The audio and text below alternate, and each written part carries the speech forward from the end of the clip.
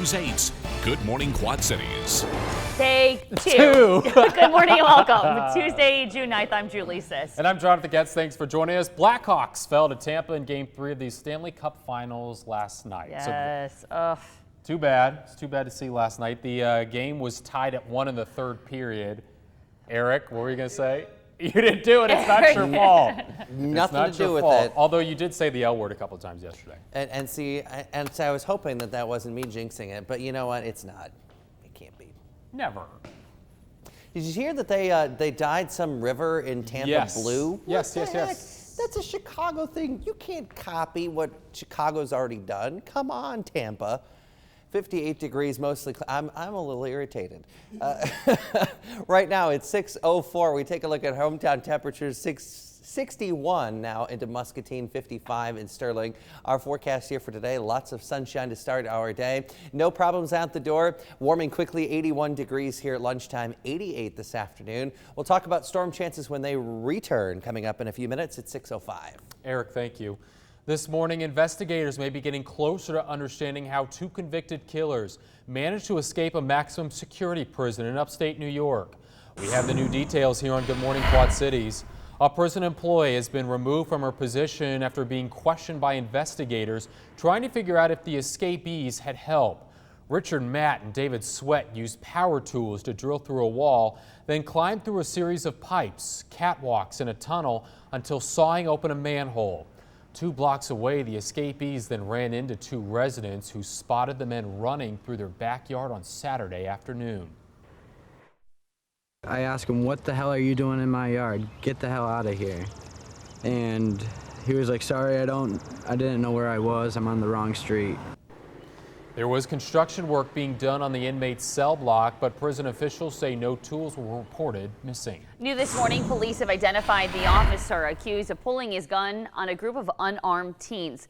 Corporal Eric Casebolt has been placed on administrative duty after video appears to show him yelling at the teens and pushing a young girl during a pool party. Hundreds protested yesterday, calling for the officer to be fired. While responding to a noise complaint about the party Friday, it appears the officer cursed at the teens and pushed the 14-year-old girl to the ground before pulling his gun.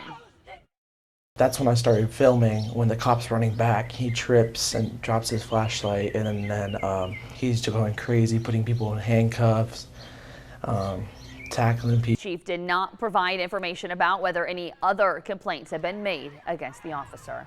A Bettendorf teenager is due in court today after police say he stabbed another teen. Police say 18-year-old Drew Romke stabbed the teenage victim, that is, 4 times back in April in Davenport. The victim suffered serious injuries. Romke was charged with felony willful injury. He spent 40 minutes in jail before he was bonded out. Police in Chicago say the number of shootings so far this year topped 1,000 this weekend. Police say 5 people were killed. Another 33 were hurt in shootings since Friday.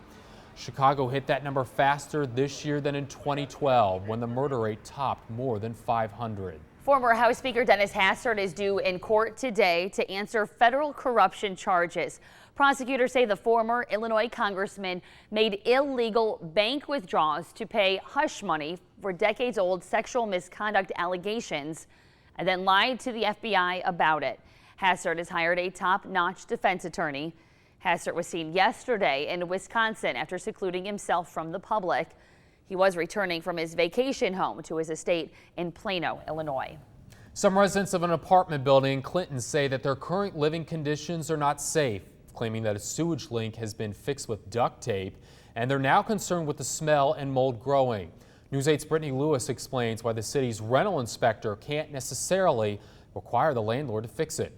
The apartment right here has got no doorknob. Johnny Ashburn has lived in the Lafayette apartments for 1 year. Walk in, you can smell the smell that comes through our vents. He noticed this when he was working for the building's owner. This smell comes up through the air conditioner vents in some of our rooms. So can you smell this when you're in your room? Yeah, sometimes you can't. No lock, no doorknob to keep people out. Children play in these hallways all day, every day. So it wouldn't surprise me if some kids have already been in there. You know what I mean? There's mold and stuff in here. There are also concerns with mold and sink backups. Because that's a hazard. We wanted to talk to the building's owner, but got this. If you want to believe, if you want to come in and talk to me, turn that off. Off camera, he says he's been in the hospital for months. Johnny was the one who was supposed to fix it all. Johnny stopped working for him a few weeks ago when the two had a disagreement and went their separate ways. The owner says the building has 80 units. According to the city, 21 are up to code, though not all of the units have people living in them. The city has been to this building 10 times this past year, but does not inspect units the owner does not rent out. But they will be coming to look at this one. If the leak is verified, he will have to repair the leak. He will have to ensure that the leak is completely addressed. If that leak caused any mold or mildew or anything like that, he would have to abate that to ensure that that does not spread or that does not get into the ventilation systems. Brittany Lewis, WQAD News 8. And the property owner tells News 8 that he plans to fix the problems in the building. When we asked when, he said to check back in a few days. The driver of a jet ski was issued several tickets after the Iowa Department of Natural Resources say that he crashed into a dock in Bettendorf, injuring 5 people. It happened near Leach Park around 3 o'clock Sunday afternoon. An adult and 4 children were treated for minor injuries. DNR officers say 44-year-old Daniel Nelson was ticketed for speed and distance violations. He was also charged for not having a properly fitting life jacket for his 10-year-old stepdaughter. Police say Nelson recently purchased the jet ski and is inexperienced as an operator. Problems likely caused a bus to catch fire at Black Hawk College. Smoke could be seen for miles after the fire broke out around 6:30 last night. These pictures were sent to us from the scene. The Moline Fire Department says the driver stepped off the bus to take a break and noticed the back of the bus was on fire. The bus was destroyed. No one was on the bus at the time, and the driver was not injured. Fans watching the Hawkeye game last night, the Hawks game that is, last night at a bar in Geneva, Illinois, were interrupted when something came crashing through the window. It appears a small piece of metal broke loose from a passing freight train, flew into the building. 2 Metro trains had to be stopped. A 3rd one was delayed. No one was hurt. Well, as the Illinois Senate is set to return to Springfield today to try and hammer out a budget deal, Illinois Governor Bruce Rauner is now threatening a government shutdown. The governor is traveling the state, pushing his pro-business turnaround agenda, which has been ignored by Democratic leadership in the Assembly and the Senate. Lawmakers passed a budget that is more than $3 billion over budget. The governor says he won't sign it until lawmakers agree to 5 reforms, including workers' compensation, tort reform, term limits, and local control of property taxes. Speaker Mike Madigan, President John Cullerton have controlled the legislature for years and years. And they and the Chicago political machine that they work for has driven us into a ditch. And we are hurting. We are losing our jobs. Our taxes go through the roof. We've been cutting school funding for many years, and we're going in the wrong direction. The governor also repeated his pledge to shut down state government by the end of the month if a deal with lawmakers isn't reached by July 1st. Iowa Governor Terry Branstad is also feuding with state lawmakers, saying that he may call them back into special session. Governor says he's not happy that the House and Senate did not agree to a 2-year state education funding plan. They agreed to a 1-year compromise instead. He is also angry about an 11th hour deal to keep open the state mental health facilities in Mount Pleasant and Clarinda. There are now new rules for Davenport students who use the city bus routes following complaints from other riders. It's part of your school zone coverage on Good Morning Quad Cities. The Quad City Times is reporting that students who misbehave could have their riding privileges revoked. Also, bus drivers will be able to limit the number of riders on a bus at one time. A group of riders raised safety concerns to the Davenport City Council in April, saying the system was overcrowded and dangerous. The city is preparing a transit study that is due in September. Tonight, Davenport School Board member Maria Dickman is expected to announce that she will run for City Council in the 2nd Ward. She's holding a meet and greet at 6 o'clock tonight at the Hawkeye Tap in Davenport. She's been on the school board since September 2013. As a board member, She says she is focused on improving student achievement and fighting for adequate resources from the state. The U.S. women's soccer team off to a good start, winning the 2015 World Cup Game 1. They beat Australia in the opening match 3-1, giving the USA a strong lead. Megan Rapinoe scored 2 goals for the Americans. Their next game will be on Friday against Sweden. The U.S. is ranked 2nd in the world. Australia is ranked 10th. On Good Morning Quad Cities are sponsored by Ace Muffler Clinic. 6:14, time for total travel now. We are looking live at the I-74 area just before the bridge in Moline. You could see a little traffic headed out, but it's moving right along. No problem. We may have a couple of passing showers or thunderstorms and highs in the low to mid 80s. So fairly stormy over the course of the next 6 or 7 days, then very warm after that. Our average high temperature is 80. We could hit 90 several times in the next 2 weeks. Now, your daily look at farm news and commodity prices. Good Morning Quad Cities, Ag in the AM.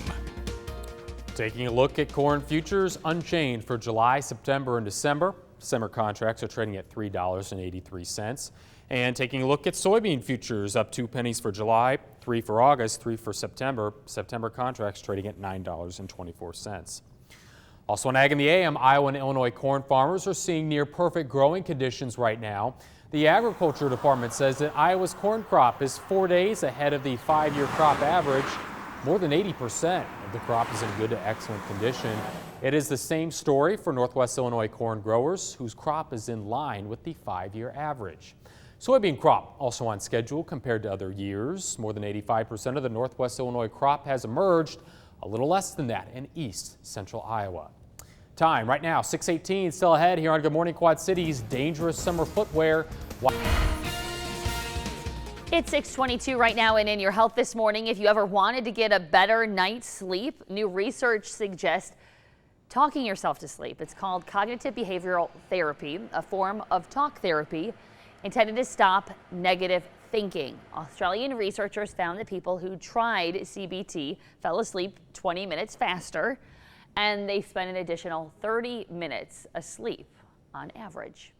If you have problems concentrating and attention problems because you are sleep deprived, ease up on late night eating. Researchers tested dozens of participants on 4 hours of sleep over a 4-day period and found that by the 4th night, people showed significantly slower reaction times and more attention lapses on restricted sleep. A new report done by the Associated Press shows that the number of abortions performed across the country is declining. In Iowa, 18% fewer abortions were performed in 2013 than 3 years earlier. Now in Illinois, a less dramatic drop of almost 2.5%.